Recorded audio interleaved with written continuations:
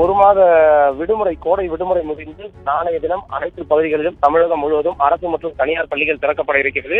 இந்த நிலையில கடந்த ஒரு வார காலமாகவே அனைத்து பகுதிகளிலேயுமே இந்த பள்ளிகளை தூய்மைப்படுத்தும் பணிகள் என்பது நடைபெற்று வந்த நிலையில சொந்த ஊர்களுக்கு செல்லக்கூடிய பயணிகள் ஆங்காங்கே இருந்து தங்களது ஊர்களுக்கு பயணித்து வருகிறார்கள். அதன் அடிப்படையில கோவை ரயில் நிலையத்திலிருந்து இன்றைய தினம் ஏராளமானோர் தங்களது சொந்த ஊரை நோக்கி பயணம் செய்து வரக்கூடிய சூழல்ல கோவை ரயில் நிலையத்தில் மக்கள் கூட்டமானது அலைமோத துவங்கியுள்ளது. வரக்கூடிய ரயில்களில் உடனுக்குடன் அந்த இருக்கைகள் அனைத்துமே நிரம்பக்கூடிய காட்சியை நாம் பார்க்க முடிகிறது. குறிப்பாக ரயில் நிலைய வளாகத்திற்குள் உள்ளே நுழையக்கூட முடியாத அளவிற்கு மக்கள் கூட்டம் என்பது அதிகரித்திருக்கிறது.